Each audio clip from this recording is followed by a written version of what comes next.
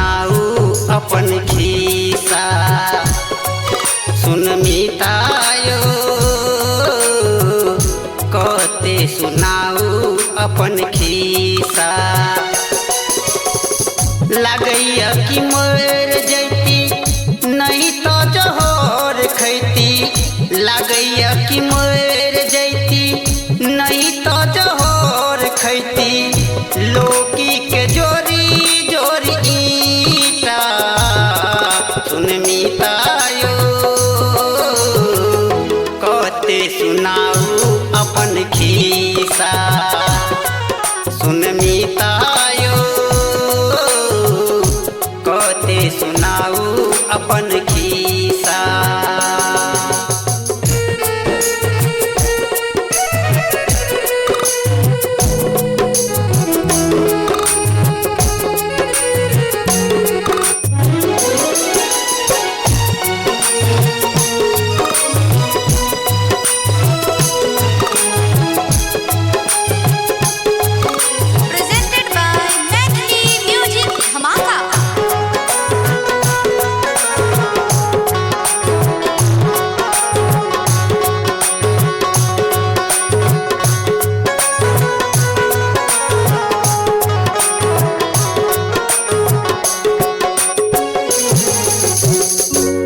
में आओ काम करके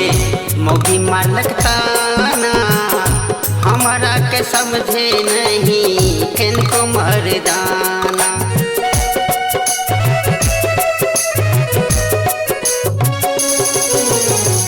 घर में आओ काम करके मोगी मालक ताना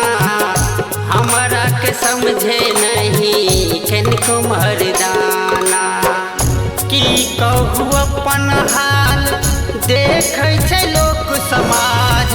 पड़लौ हम बिराना सुन मितायो कते सुनाऊ अपन खिस्सा सुन मितायो कते सुनाऊ अपन खिस्सा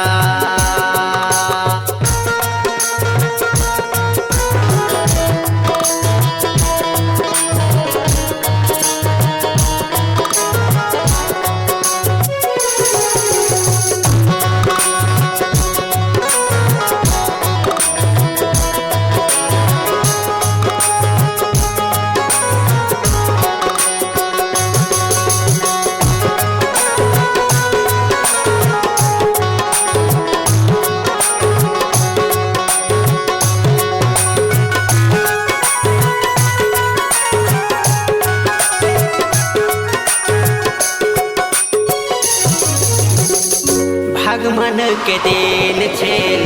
बनलो मिस्त्री घर में कन्या कहे बेटी अहाबीरी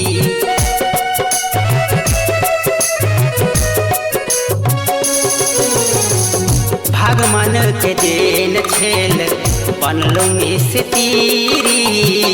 घर में कन्या कहे बेटी अहाबीरी घर में उपाय नहीं छै एको चार पाय नहीं छै बनलो हम बेगाना सुन मितायो कते सुनाऊ अपन खिस्सा सुन मितायो कते सुनाऊ अपन खिस्सा।